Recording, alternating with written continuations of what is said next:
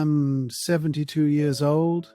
I am sitting in a small cabin I built myself on 8 acres of land. The morning light is coming through the window. I can hear birds. There is no alarm clock here. There is no suit hanging in the closet. There is no briefcase by the door. I do not miss any of it. 32 years ago, I was a different man. I wore a tie every day. I carried a pager. I had an office on the 14th floor with my name on the door. I was a district manager for a manufacturing company. I supervised 43 people. I made decisions that affected budgets in the millions. I traveled twice a month. I had business cards with raised lettering. People respected me, or at least they acted like they did. I thought I had made it. My father worked in a factory his entire life. Came home every night smelling like grease and metal.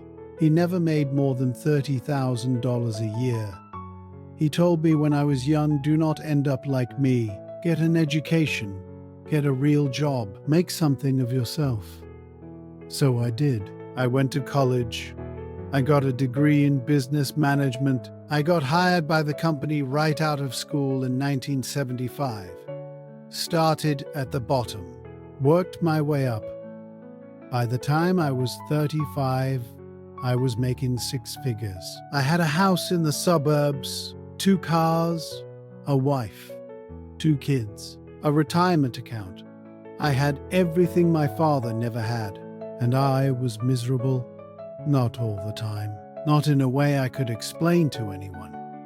But there was this feeling, this weight.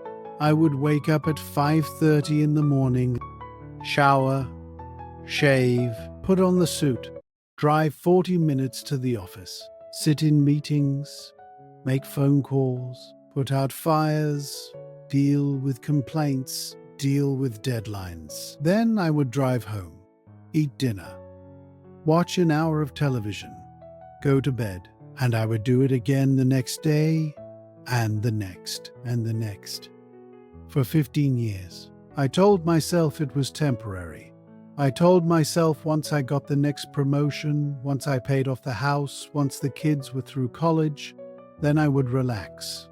Then I would enjoy it. But the promotions kept coming, and the responsibilities kept growing, and I kept saying yes, because that is what you do. You do not turn down a promotion. You do not say no to more money. You keep climbing. In 1989, they offered me the district manager position. It was the job I had been working toward for 12 years. It came with a company car, a bigger office, a salary that was more than my father made in 10 years combined. I took it. I thought that was the top. I thought once I got there, I would finally feel like I had made it. But I did not. The job was harder. The hours were longer. The stress was constant. I was responsible for 4 locations, hundreds of employees. If something went wrong, it was my problem. If numbers were down, I had to fix it. If someone got hurt, I had to answer for it. I stopped sleeping. I started getting headaches. My back hurt all the time. My wife asked me once if I was happy. I did not know how to answer that. I was successful. I was providing. I was doing what I was supposed to do. But happy? I did not even know what that meant anymore. In 1992, my son graduated high school. I missed the ceremony. I was in Cleveland dealing with a production issue. I told myself it could not be helped. I told myself he understood, but I do not think he did.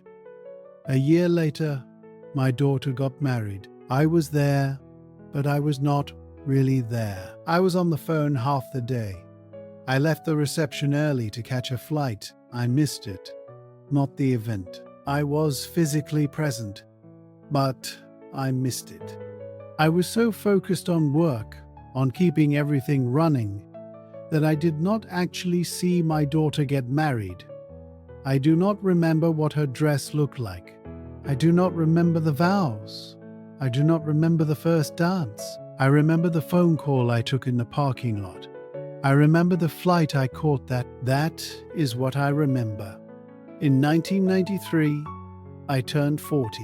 My wife threw me a party. Friends, family, co-workers. I stood in my backyard with a beer in my hand, looking at all these people, and I felt nothing. I felt tired. I felt like I was wearing a costume, playing a part, pretending to be someone I was not. And I realized something. I did not want this anymore. I did not want the job. I did not want the office. I did not want the meetings and the travel and the stress, but I did not know how to stop.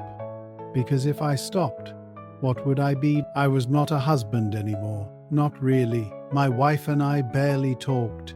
We lived in the same house, but we were strangers. I was not a father. My kids were grown. They had their own lives. I had missed most of it.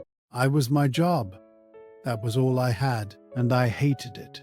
It took me 7 more years to walk away. 7 years of thinking about it. 7 years of telling myself I could not.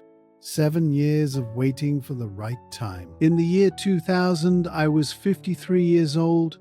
The company offered me another promotion, regional vice president. It would have meant relocating. More responsibility, more money. I sat in my office looking at the offer letter for 2 hours, and then I wrote I did not give them 2 weeks. I gave them 30 days. I wrapped up everything I could. I handed off my accounts. I cleaned up my office, and I left. People thought I was crazy. My wife thought I was having a breakdown. My father, who was still alive then, asked me what the hell I was doing. I told them I was done. I sold the house, split everything with my wife. We divorced 6 months later. It was not angry. It was just over. I took what I had left and bought this land, 8 acres, middle of nowhere, no neighbors for 2 miles. I built this cabin myself. Took me a year and a half. I have lived here ever since. I do not make much money now. I do some carpentry work. I fix things for people. I get by. I do not have a retirement account anymore. I do not have a 401k. I do not have investments. I have this land. I have this cabin. I have a truck that runs. I have a garden. And I have time. Real time. Not the 10 minutes before bed. Not the weekends I spend recovering from the week. I have every single day. I wake up when I want. I work on what I want. I sit on this porch and I watch the sun come up. I watch it go down. I read books. I take walks. I fix things that do not need to be fixed just because I like working with my hands. I have been happier in the last 22 years than I was in the 40 years before that. And I know what people think. They think I gave up. They think I wasted my potential. They think I threw away a career. Maybe I did. But I also threw away the ulcers. I threw away the migraines. I threw away the anxiety that woke me up at 3 in the morning. I threw away the life that was killing me. And I found something else. Not success. Not recognition. Not wealth. I found peace. I do not need people to respect me anymore. I do not need a title. I do not need a paycheck that proves I matter. I matter to myself. That is enough. I know this is not the story you are supposed to hear. You were supposed to hear about the man who pushed through, who never gave up, who kept climbing until he reached the top. But I am telling you the other story, the one nobody talks about.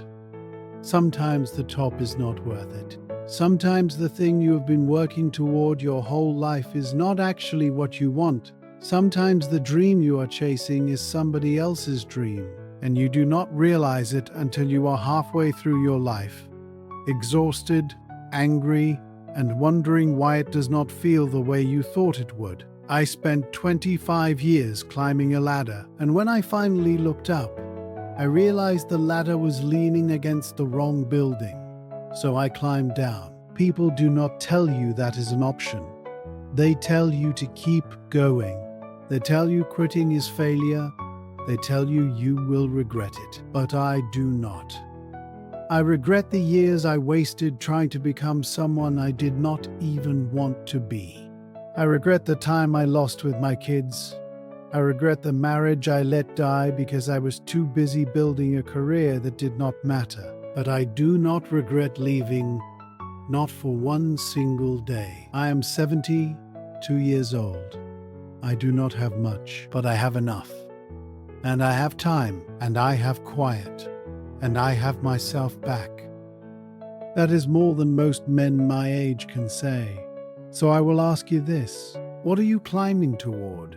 And is it actually yours? Or are you halfway up a ladder you did not even choose? Because if you are, you can climb down, you can walk away. People will call you crazy. They will call you a quitter. They will tell you that you are throwing it all away. But maybe what you are throwing away is the thing that is killing you.